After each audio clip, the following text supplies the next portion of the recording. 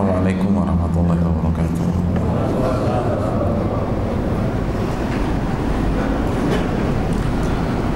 Alhamdulillah hamdan katsiran tayyiban mubarakan fihi kama yuhibbu rabbuna wa yarda, wassalatu wassalamu ala nabiyyina Muhammad wa ala alihi wa sahbihi wa man sara ala nahjihi bi ihsanin ila yaumil wa ba'd. Hadirin yang dirahmati oleh Allah Subhanahu wa taala, Bapak dan Ibu sekalian serta rekan-rekan yang saya hormati dan saya muliakan, kembali marilah kita bersyukur kepada Allah Subhanahu wa taala sebagaimana nikmat Allah Subhanahu wa taala tanpa batas, maka begitu juga dengan syukur kita kepadanya. Kita berharap kita tidak pernah dihinggapi rasa bosan untuk terus bersyukur kepada Allah Subhanahu wa taala, agar kita masuk ke dalam firman-Nya, la in syakartum la azidannakum. Jika kalian bersyukur, maka aku akan tambah nikmat tersebut. Khususnya pada pagi hari ini, kita baru saja mengakhiri perjuangan kita di malam ke-27, malam yang sangat istimewa. Sebagaimana yang kita katakan tadi malam, mayoritas para sahabat menyatakan bahwa malam 27 adalah malam yang memiliki peluang terbesar turunnya malam Lailatul Qadar. Oleh karena itu, ketika kita baru saja habis-habisan dalam rangka beribadah kepada Allah Subhanahu wa taala, maka tidak ada kata yang pantas untuk kita ucapkan kecuali bersyukur kepada Allah Jalla wa Ala atas hidayahnya dan atas taufiknya yang Allah berikan kepada kita. Dan semoga Allah Subhanahu wa taala menerima amal ibadah kita yang kita lakukan pada malam ke-27 ini. Amin ya rabbal alamin. Dan alangkah indahnya malam ke-27 kita tutup dengan sholat subuh berjamaah, sebagaimana sabda Nabi SAW dalam hadis riwayat Imam Muslim, man shallal isya fi jamaah, barang siapa yang mengerjakan sholat isya berjamaah, maka ia mendapatkan bonus pahala sholat tarawih setengah malam suntuk. Wa man shalla subha fi jamaah, dan barang siapa yang sholat subuh berjamaah di malam ini tersebut atau di penutupan malam itu, maka komplitlah sudah bonus pahalanya sholat malam atau sholat tarawih semalam suntuk. Oleh karena itu, lagi-lagi tidak ada kata yang pantas untuk kita ucapkan kecuali bersyukur kepada Allah. Hadirin dan dirahmati oleh Allah Subhanahu wa taala, salawat dan salam semoga senantiasa tercurahkan kepada qudwah kita, uswah hasanah kita, Rasulullah sallallahu alaihi wasallam beserta para keluarga beliau, para sahabat-sahabat beliau, dan orang-orang yang istiqomah berjalan di bawah naungan sunnah beliau sampai hari kiamat kelak. Hadirin yang dirahmati oleh Allah Subhanahu wa taala, pada kesempatan pagi hari ini, di tengah-tengah rasa letih kita, rasa capek kita setelah kita all out tadi malam, saya ingin mengingatkan kepada kita semua, khususnya bapak-bapak dan ibu-ibu yang ada rencana untuk mudik di akhir Ramadan kali ini. Sekali lagi, mudik tidak haram, namun kalau bisa kita tunda pasca Ramadan, setelah terbenamnya matahari di hari terakhir Ramadan, maka itu lebih baik. Namun kita bisa mengerti tidak semua orang memiliki kondisi yang sama. Terkadang kita ingin menunda, tetapi orang tua di kampung sudah memberikan ultimatum. atau ada satu hal atau lain hal yang membuat kita harus pulang pada hari-hari ini. Hadirin yang dirahmati oleh Allah Subhanahu wa taala, bagaimana agar mudik kita memberikan berkah pada kita? Karena sekali lagi, jika kita pulang sebelum matahari terbenam di Ramadan, itu perjudian yang sangat besar, kalau boleh kita kutip kata tersebut, atau pertaruhan yang sangat besar. Karena yang kita pertaruhkan adalah prime time kita, sebagaimana yang telah kita bahas. Namun sekali lagi, mudik tidak haram dan bahkan bisa mendatangkan pahala dan berkah bagi kita. Maka ada beberapa hal yang harus kita camkan sebelum mudik, karena banyak orang pemudik tidak memikirkan masalah ini. Yang dipikirkan adalah oleh-oleh, baju buat dibagi-bagikan di kampung, atau tiket, dan seterusnya. Hadirin, yang pertama yang harus kita camkan, niat. Innamal a'malu binniyat. Sesungguhnya amal itu tergantung niatnya. Kalau kita mudik hanya untuk sebuah event tahunan, kultur yang dilestarikan, maka nggak dapat pahala sama sekali. Namun kalau kita niat mudik untuk silaturahim, atau bahkan memenuhi permintaan orang tua, atau permintaan kakek nenek, atau permintaan kakak dan saudara kandung yang lebih tua biasanya untuk pulang, maka itu bernilai pahala dari Allah Subhanahu wa taala. Jadi kalau kita mudik dengan niat memenuhi keinginan orang tua, menyenangkan mereka, karena orang tua tuh, saya bahagia Ustaz kalau saya pulang kampung, maka kita mendapatkan pahala birrul walidain, berbakti kepada orang tua. Dan semoga pahala berbakti kepada orang tua bisa membayar ketidakmaksimalan kita dalam beribadah di detik-detik terakhir ini. Dan kalau kita niatkan untuk silaturahim, kita tahu semua hadis Nabi dan Muslim, man ahabba an yubsata lahu fi rizqi aw yunsa'a lahu fi athari falyasir rahimah. Barang siapa yang ingin rizkinya dilapangkan oleh Allah dan usianya dipanjangkan oleh Allah, maka hendaklah dia menyambung tali silaturahim. Oleh karena itu, jika kita memang harus mudik, maka pastikan niat kita benar. Maka detik demi detik, kilometer demi kilometer, argo pahala kita akan jalan terus, karena Allah mencatat kita pulang dalam rangka silaturahim atau kita pulang dalam rangka birrul walidain. Maka ini jangan sampai dilewatkan. Kasih tahu istri kita atau suami kita atau anak-anak kita, ini bukan hanya kultur budaya yang harus dilestarikan, namun ini adalah sarana beribadah kepada Allah Subhanahu wa taala. Itu yang pertama, hadirin sekalian. Yang kedua, hadirin yang dirahmati Allah, tentu saja jaga sholat wajib kita. Jaga sholat wajib. Sebuah aib kita membela-belain mudik tapi kita nggak sholat. Sholat harus dikerjakan dimanapun dan kapanpun. Dan macet berjam-jam di Pantura itu bukan alasan. Macet berjam-jam di Nagrek itu bukan alasan. Macet berjam-jam di mana itu, Tol Cipali ya sekarang ini, itu bukan alasan. Karena kita bisa kerjakan sholat di mana saja kok. Dan sekali lagi, zuhur asar kita bisa tunda atau bisa kita majukan.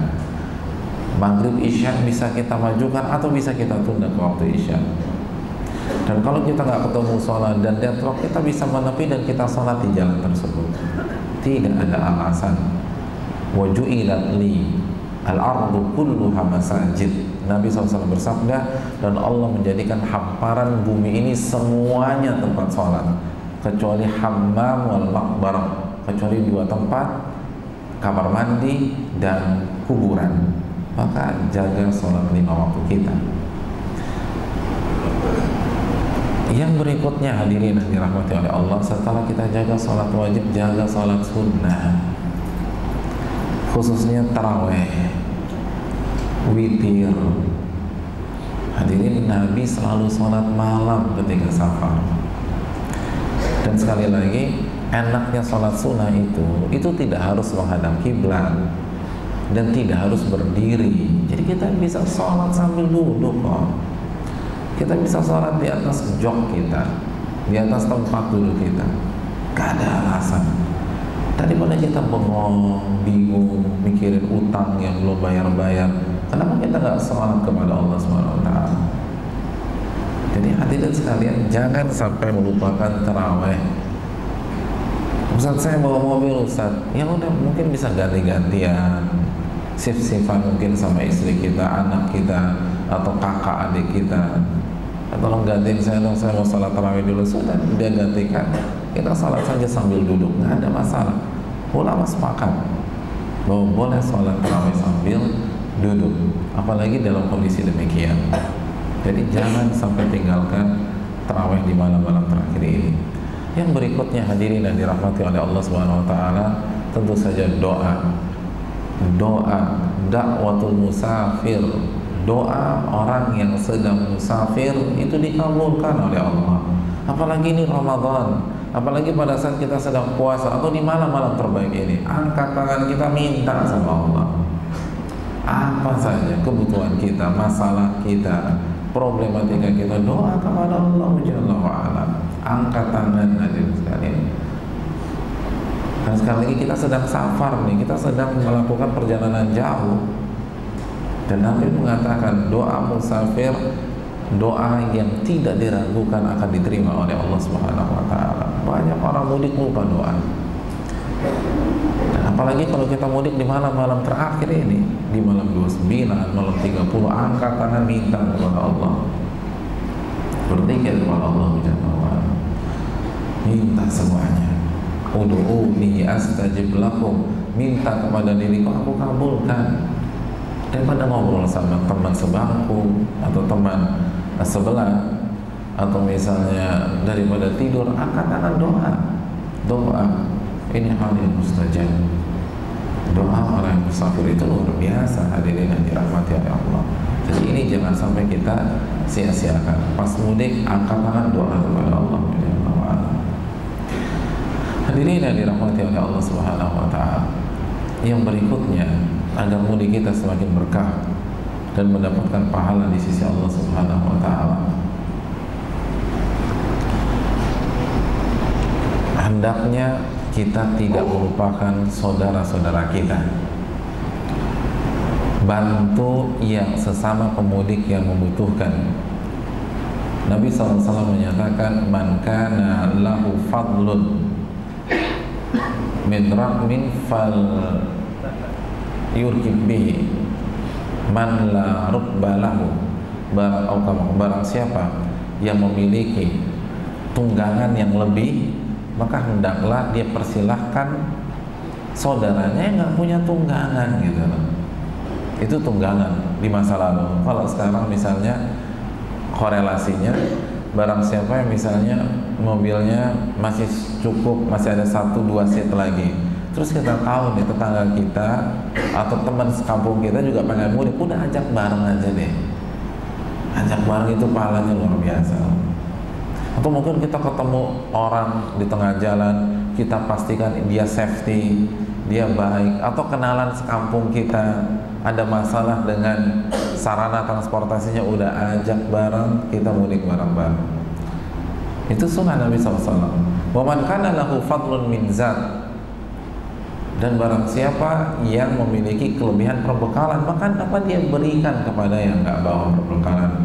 Jadi hadir sekali, misalnya kita sedang mampir di rest area atau mungkin lagi menepi, terus kita lihat ada sesama pemudik yang ditipu orang, baru aja dihipnotis orang, habis sudah perbekalannya, udah kasih deh hadir sekalian. Apalagi ini Ramadan.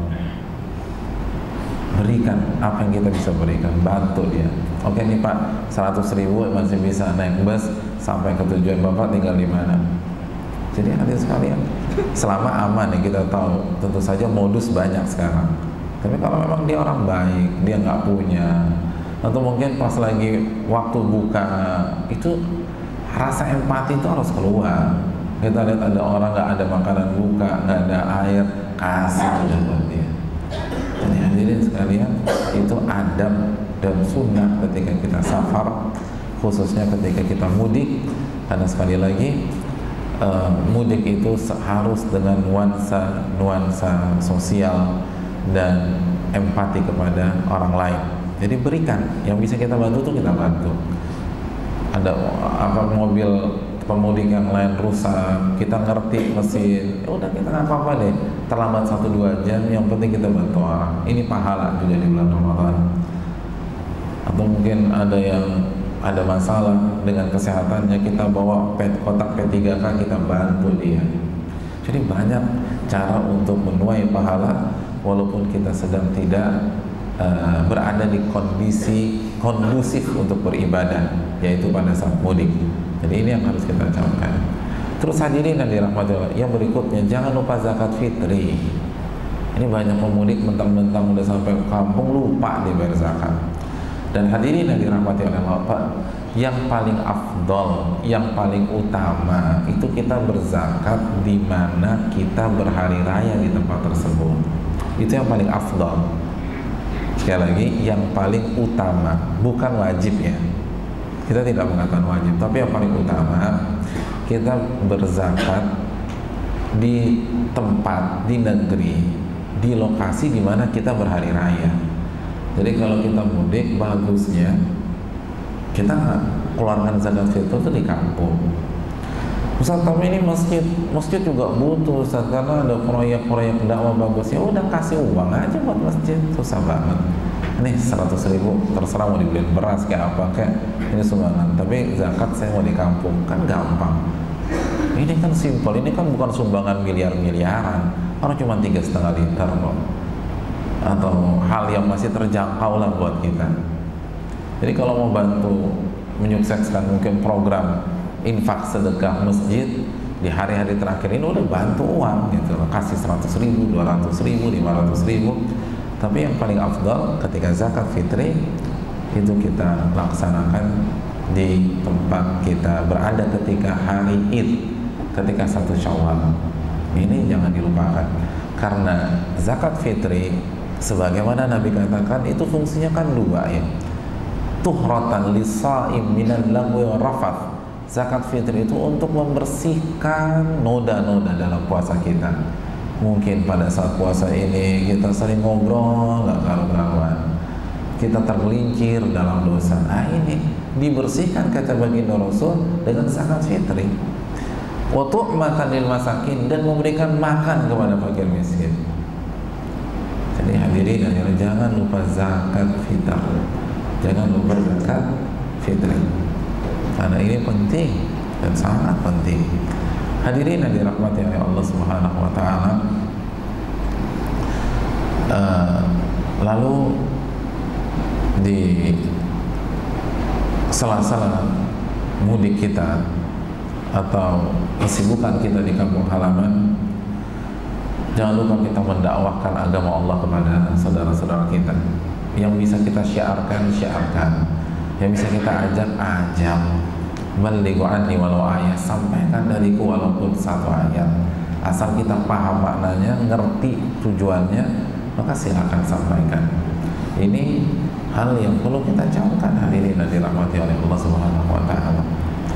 Kalau kita sudah pernah belajar fikih Idul Fitri, disampaikan ke orang di keluarga-keluarga, ini Idul Fitri ini begini loh. Tidak ada misalnya qomat sebelum sholat, tidak ada sholat sunnah qobliyah atau ba'diyah. Itu sampaikan dengan santun, dengan bijak kepada saudara-saudara kita yang ada di kampung halaman, sehingga Idul Fitri kita itu lebih berkah, penuh dengan rahmat Allah Subhanahu wa taala, dan akan membuat kita diampuni oleh Allah Jalla wa ala. Hadirin yang dirahmati oleh Allah Subhanahu wa taala, itulah beberapa hal yang hendaknya kita lakukan dan kita kerjakan di saat kita mudik. Intinya bahwa sekali lagi, kalau kita bisa tunda mudik kita sampai 1 Syawal itu lebih bagus. Tapi kalau tidak, maka pastikan kita melakukan hal-hal demikian. Mungkin ada pertanyaan, Ustaz, kita harus puasa nggak sih ini pas mudik jika sebelum hari H? Jawabannya kembali kepada firman Allah dalam surat Al-Baqarah 185, 185. Faman kana minkum maridun aw 'ala safarin fa iddatun min ayyamin ukhra. Barang siapa yang sakit atau dia safar, dia boleh berbuka lalu ia qada pasca Ramadan. Mana yang lebih afdal nih Ustaz? Tetap puasa atau buka? Yang afdal tergantung kondisi. Kalau kita fit, kita fresh, nggak mengganggu mudik kita, maka yang terafdal itu puasa, karena lebih cepat melahirkan pahala, lebih cepat menggugurkan tanggung jawab dan kewajiban di pundak kita, dan semakin cepat semakin bagus. Wasari'u ila magfiratin, bersegeralah menggapai ampunan Allah SWT. Ali Imran ayat 1, 33 sampai 34 dan seterusnya. Itu yang pertama. Yang kedua, kalau dengan kita puasa akan mengganggu perjalanan kita. Bahaya sih enggak, tapi ganggu aja, jadi lebih lemes, kurang bergairah gitu ya. Maka yang afdal adalah tidak puasa. Tapi kalau kita mau puasa, boleh. Tapi kalau sampai mengganggu, maka yang lebih baik adalah kita tidak puasa. Dan kalau sampai membahayakan, kita nggak konsen bawa mobil, bisa terjadi kecelakaan, nggak fokus, jatuh sakit, maka Nabi SAW bersabda, "Laisa minal bir asyamu fi safar." Bukanlah sebuah kebaikan maksain puasa ketika safar. Batalkan aja, diperbolehkan. Ini rukhsah. Kalau memang membuat kita atau membahayakan diri kita, membuat kondisi kita drop dan bisa berakibat fatal, Nabi katakan bukanlah sebuah kebaikan, bukanlah sebuah amal soleh maksain puasa ketika safar. Batalkan kalau kita qada pasca Ramadan.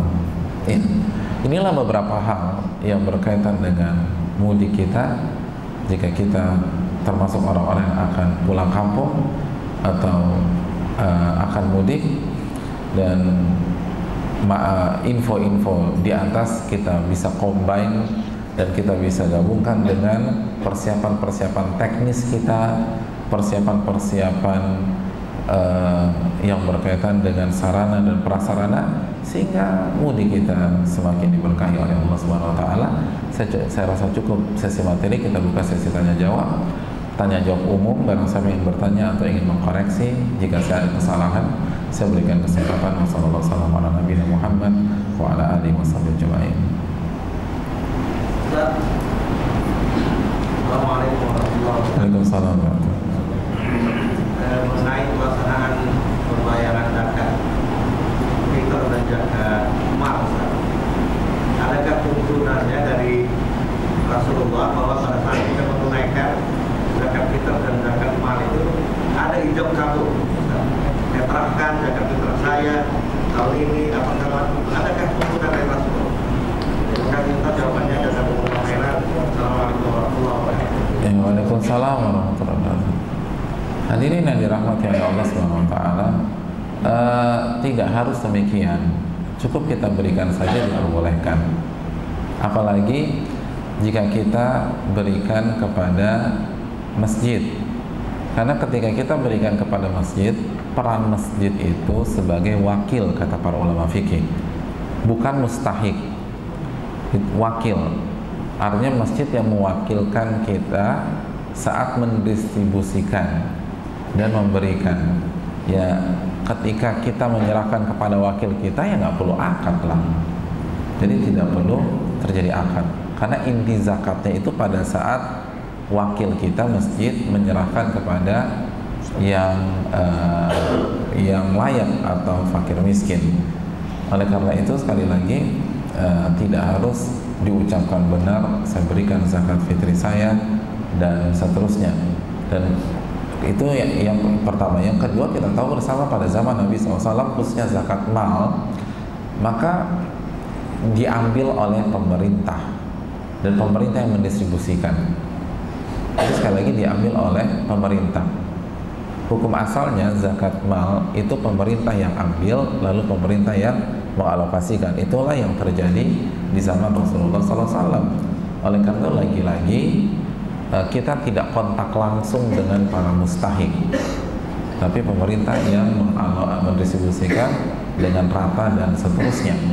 Oleh karena itu ini semakin memperkuat tidak harus ada ijab dan qabul. Allah Ta'ala.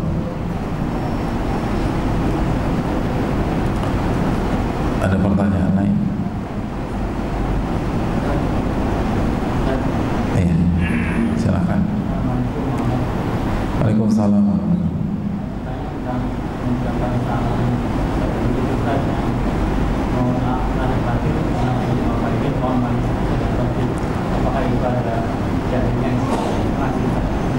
Iya, jazakallahu khairan. Hadirin yang dirahmati oleh Allah Subhanahu wa taala, ijma' para sahabat dan para ulama mengucapkan kata selamat dan doa itu diperbolehkan. Dan bagaimana redaksinya? Sahabat biasa menggunakan redaksi taqabbalallahu minna wa minkum. Semoga Allah menerima amal ibadah saya dan Anda. Hadirin yang dirahmati oleh Allah Subhanahu wa taala, apakah kita harus pakai redaksi ini saja atau boleh kita ungkapkan dengan redaksi yang lain gitu loh?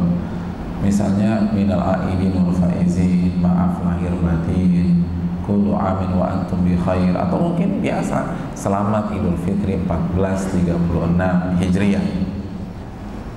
Hadirin yang dirahmati oleh Allah Subhanahu wa taala, kesimpulannya boleh menggunakan redaksi lain selama tidak bertentangan dengan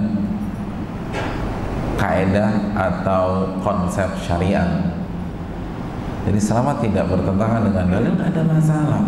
Apa dalil? Apa alasannya? Yang pertama, Nabi SAW tidak pernah mengajarkan redaksi khusus. Taqabbalallahu minna wa minkum itu bukan dari Nabi, itu dari sahabat. Dan Nabi membolehkan saja. Itu menunjukkan bahwa masalah ini masalah yang dinamis, yang fleksibel dan tidak kaku dan ketat. Itu yang pertama. Dan yang kedua, fatwa para ulama kita pun mengarah pada hal tersebut, bebas. Dan ini yang diterapkan para ulama dari zaman ke zaman. Jadi nggak ada masalah kecuali kita mengucapkan redaksi yang tidak sesuai dengan kaidah syariat. Kita ambil contoh misalnya minal aidin wal faizin. Kira-kira redaksi ucapan doa ini sudah benar atau belum? Apa sih arti minal aidin wal faizin? Mohon maaf lahir batin ini. Enggak ada hubungannya itu. Minal aidin wal faizin artinya bukan mohon maaf lahir batin. Minal aidin artinya semoga kita kembali bersih dari dosa. Aidin itu kembali, jadi kembali bersih dari dosa. Wal faizin, semoga kita termasuk orang-orang yang menang di Ramadan kali ini. Nah, tinggal kita dudukkan, doa ini benar apa salah? Jawabannya benar. Kenapa demikian? Kan hadis yang dari tadi malam kita sampaikan kan, rogima anfu rajulin, celaka seseorang apabila Ramadan telah usai, dosa-dosanya belum diampuni oleh Allah Subhanahu wa taala. Maka doa agar dosa kita kembali nol, kembali zero, kembali bersih adalah doa yang cocok dengan kaidah syariat. Karena semua kita berharap semoga kita nggak celaka nih. Makanya kita minal aidin, cocok. Wal faizin, wal faizin, semoga kita menang. Siapa faizin? Faizin adalah apa yang disebutkan oleh Allah dalam surat Ali Imran ayat 185. Faman zuhziha 'anil nar wa udkhilal jannata faqad faz. Barang siapa yang dijauhkan dari neraka dan dimasukkan ke surga, maka dialah pemenangnya. Pemenang yang sejati adalah pemenang yang masuk surga dan dijauhkan dari neraka. Dan tujuan dari puasa diantaranya adalah masuk surga dari pintu Rayyan. Sebagaimana kita ketahui, berarti minal faizin sebuah doa yang jitu dan tepat, maka nggak ada masalah. Minal aidin wal faizin itu benar. Nah, sekarang pertanyaannya, bagaimana dengan mohon maaf lahir batin? Hadirin yang dirahmati oleh Allah, tanpa mengurangi rasa hormat kita kepada saudara-saudara kita, ini yang dikritik para ulama. Kenapa demikian? Karena mohon maaf lahir batin adalah sebuah permintaan maaf, dan permintaan maaf itu ibadah yang ada SOP secara khusus. Karena minta maaf adalah salah satu syarat dari taubat, dan taubat adalah ibadah, sekali lagi, yang memiliki rambu-rambu khusus. Kan syarat taubat itu apa? Apa kata Imam Nawawi dalam Riyadhus Shalihin? Taubat itu syaratnya ikhlas, lalu meninggalkan, menyesal, bertekad bulat untuk tidak mengulanginya lagi, dan kalau berkaitan dengan hablum minan nas, berkaitan dengan manusia, kita minta maaf. Kan itu kan syarat taubat. Berarti minta maaf adalah bagian dari taubat, dan taubat adalah ibadah yang sudah memiliki pakem, yang sudah memiliki SOP, yang sudah memiliki rambu khusus, bukan ibadah yang bebas seperti mengucapkan selamat. Nah, hadirin yang dirahmati oleh Allah SWT, dan di antara SOP taubat atau rambu-rambu taubat dan minta maaf, kita minta maaf kepada kita minta maaf ketika kita punya salah. Dan Nabi SAW tidak pernah mengkhususkan minta maaf di event Idul Fitri, tidak pernah. Kita bisa cek semua hadis, Nabi tidak pernah meminta maaf kepada Abu Bakar, mertuanya, kepada Aisyah, istrinya, atau Aisyah minta maaf kepada Nabi khusus di momen Idul Fitri. Jadi sekali lagi, taubat atau minta maaf adalah ibadah ketika kita punya salah, ketika bukan khusus di event Idul Fitri. Oleh karena itu tidak ada keterangannya dari Nabi SAW, kecuali kalau memang pas tanggal 28, 29 kita ribut sama orang tua, lalu pas ketemu 1 Syawal, mohon maaf lahir batin ya Ma, ya nggak masalah itu, karena ada masalah. Tapi kalau nggak ada masalah, dan terkadang anehnya tuh orang baru ketemu sekarang, sebelumnya nggak pernah ketemu sama sekali, kebetulan ke rumah saudara dia ada, lalu mohon maaf lahir batin ya, lo ketemu aja nggak pernah, gimana mohon maaf lahir batin? Kapan buat dosanya? Kapan buat masalahnya? Sekali lagi, hadirin yang dirahmati, ini yang perlu kita camkan. Itu alasan yang kedua. Taubat dan minta maaf itu bukan lip sync, itu memang harus dari lubuk hati yang paling dalam, bukan simbolis. Nah, ucapan mohon maaf lahir batin di Idul Fitri yang menjadi kultur di negara kita itu hanya simbolis, nggak boleh loh. Taubat nggak boleh simbolis. Taubat harus benar-benar, nggak boleh hanya sekilas mohon maaf lahir batinnya. Iya, masalahnya apa gitu? Kita sepakat nggak? Mohon maaf lahir batin itu simbolis atau benar-benar terus? Simpel aja deh, gini deh. Saya punya utang sama antum 200 juta. Saya janji bayar 2 tahun lalu, sampai hari ini nggak bayar-bayar. Pas Lebaran nanti nih, hari Jumat atau hari Sabtu, saya datang ke antum, terus saya bilang, mohon maaf lahir batin ya Pak ya, semua lunas ya Pak ya. Kira-kira antum terima nggak? Kira-kira terima nggak? Ya enggak lah, berarti itu simbolis. Kalau benar-benar tulus, ya mohon maaf lahir batin, saya terima Pak. Berarti lunas ya Pak? Lunas insya Allah. Nah, itu baru serius. Tapi selama ini kan nggak mempengaruhi apapun. Karena itu tadi hanya broadcast sana, broadcast sini, dan seterusnya. Itu simbolis, nggak boleh taubat simbolis. Taubat itu ibadah. Sama seperti kita sholat tahiyatul masjid, nggak boleh secara simbolis aja. Itu ibadah. Dan ucapan mohon maaf lahir batin, suka atau tidak suka, itu hanya sekedar simbolis di Idul Fitri. Buktinya masalah-masalah personal itu nggak selesai cuman maaf lahir batin. Harusnya kan kalau benar serius itu selesai loh. Dia punya kesalahan sefatal apa, kalau dia sudah bilang mohon maaf lahir batin ya, terus kita bilang sama-sama, selesai. Ada orang nyaplok tanah antum di Kalibata, mohon maaf lahir batin, selesai? Enggak, mana selesai, di Kalibata pula. Jadi sekali lagi ini menunjukkan lagi-lagi simbolis, dan tidak boleh taubat secara simbolis. Silakan cek Riyadhus Shalihin, cek buku-buku para ulama tentang taubat. Jadi ada perbedaan nih, karena mohon maaf lahir batin bukan hanya sekedar ucapan selamat, bukan hanya sekedar doa. Mohon maaf, bukan doa, justru bukan doa, tapi mohon maaf lahir batin larinya ke taubat.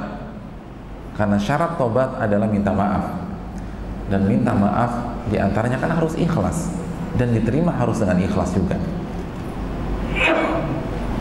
Dan kalau itu benar-benar tulus, maka seluruh masalah harus selesai. Dan ternyata nggak demikian. Jadi simpelnya gini, kemungkinannya kan cuma dua. Kalau dia kalau kita nggak pernah buat salah, apalagi nggak pernah ketemu sebelumnya, maka mengucapkan mohon maaf lahir batin adalah sebuah hal yang aneh dan janggal. Nggak pernah ketemu, nggak pernah buat salah, kenapa mau lahir batin? Yang kedua, kalau kita punya salah, itu pun nggak selesai dengan mohon maaf lahir batin. Di masyarakat kita nggak ada yang selesai hanya dengan mohon maaf lahir batin, dengan BC, broadcast, dan seterusnya. Yang ketiga, mungkin ada yang mengatakan, Ustadz, kan namanya hidup bisa aja salah, Ustadz. Jadi kan nggak masalah dong kita ucapkan mohon maaf lahir batin. Kita katakan kalau kita komit dengan pola pikir seperti ini, maka kita harus minta maaf setiap hari. Kenapa harus tunggu Idul Fitri? Jadi kalau kita komit dengan konsep seperti ini, maka setiap hari dong minta maaf sama orang. Karena setiap hari Anda bisa berpeluang salah. Jadi setiap hari pulang dari kantor itu sebelum pulang nginterin satu gedung dulu, maafin gue ya, maafin gue ya, maafin gue ya. Karena bisa jadi hari itu kita buat salah sama orang. Begitu ketemu teman datang masuk kantor, itu keliling satu gedung dulu, maafin gue ya, maafin gue ya, maafin gue ya, maafin gue ya. Dan nggak ada yang melakukan hal demikian, tidak ada. Oleh karena itu argumentasi ini yang mengucapkannya saja tidak komit gitu loh.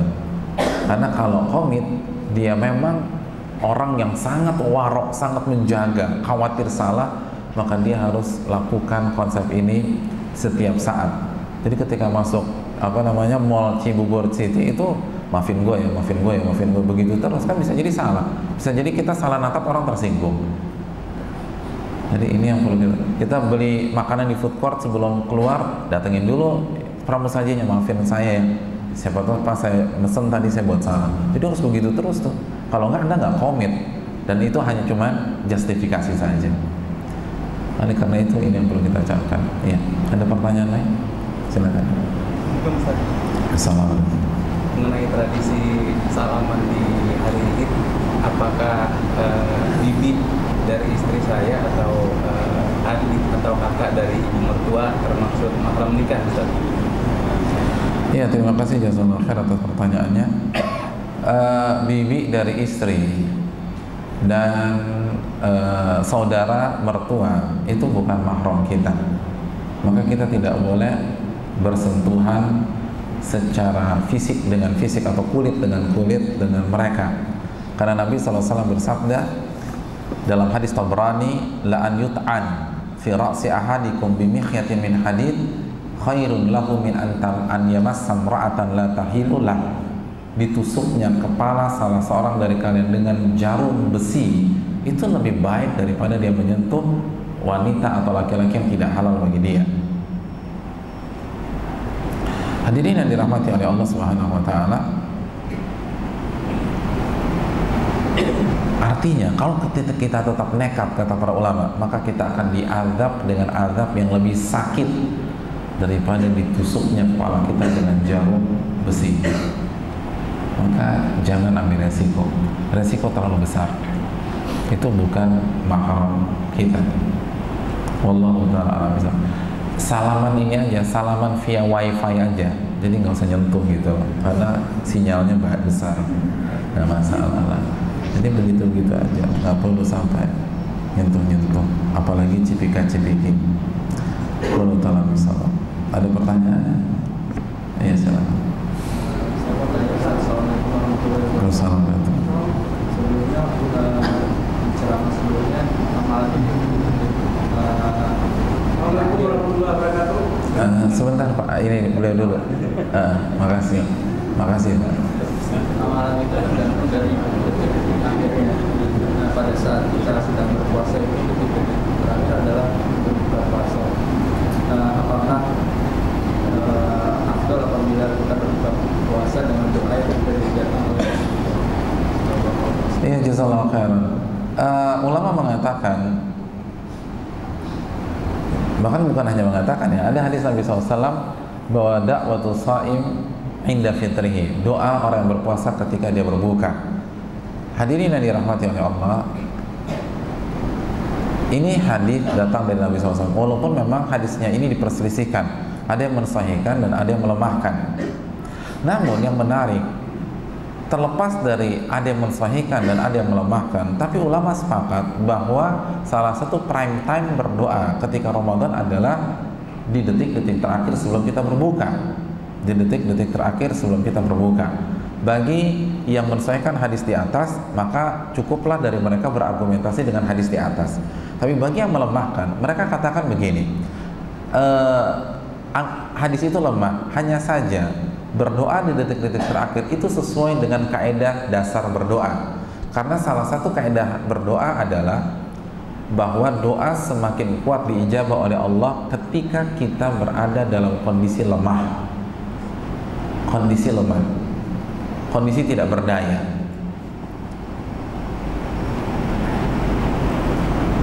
Dan ketika kita berpuasa, titik nadir kelemahan kita secara fisik itu pas buka. Pas buka, iya kan?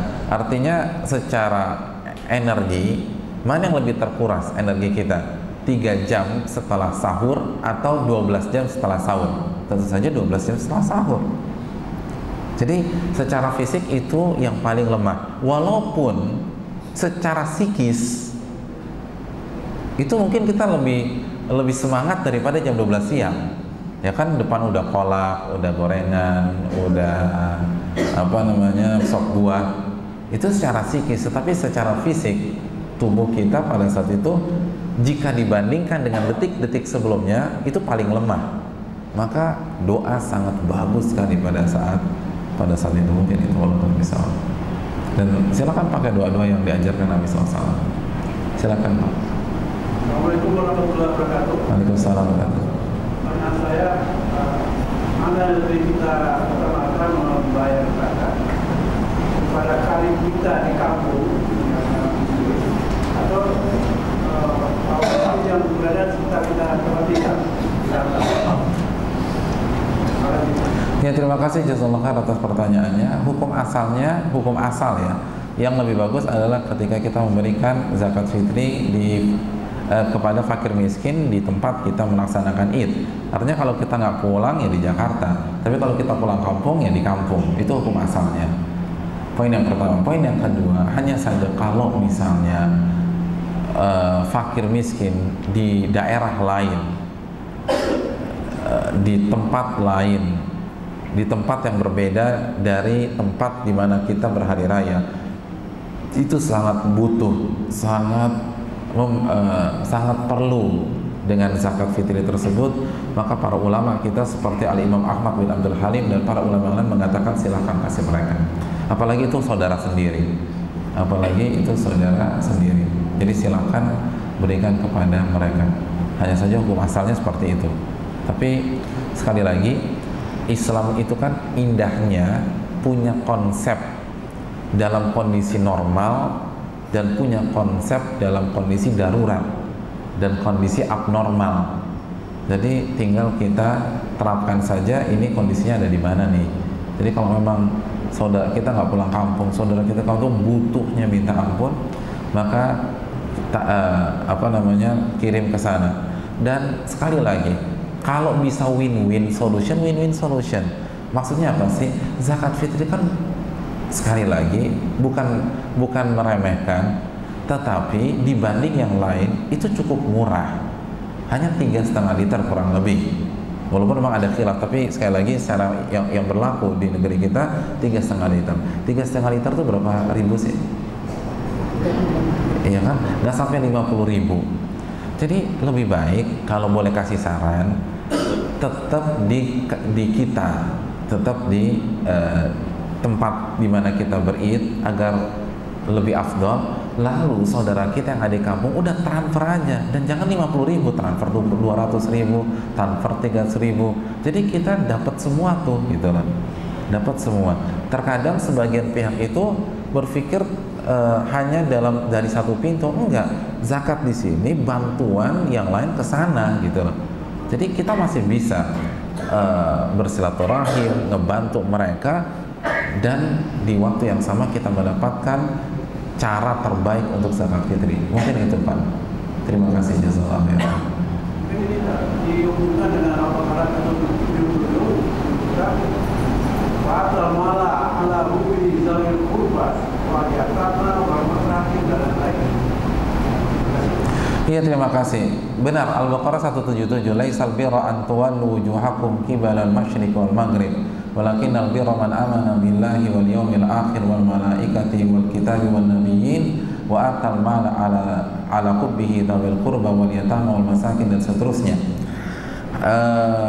Allah berfirman, kebaikan sejati bukanlah ketika Anda berpaling ke timur dan ke barat, namun kebaikan sejati adalah pada saat Anda beriman kepada Allah, beriman kepada hari akhir, beriman kepada malaikat, beriman kepada kitab, beriman kepada Rasul, dan malaikat, kita Nabi, ya, beriman kepada Nabi dan Rasul, dan Anda memberikan harta kesayangan Anda kepada karib kerabat dan seterusnya. Nah, perlu kita camkan bahwa ayat ini atau penggalan, dan Anda memberikan harta kesayangan Anda kepada kerabat, kan bunyinya kan wa atal mala ala hubbihi, Anda memberikan harta yang sangat kalian Anda suka kepada kerabat. Lalu setelah kerabat, anak yatim. Lalu ketiga, fakir miskin. Ini konteksnya umum, bukan khusus tentang zakat. Di antara dalilnya, lanjutkan ayat tersebut, wa aqamas sholata wa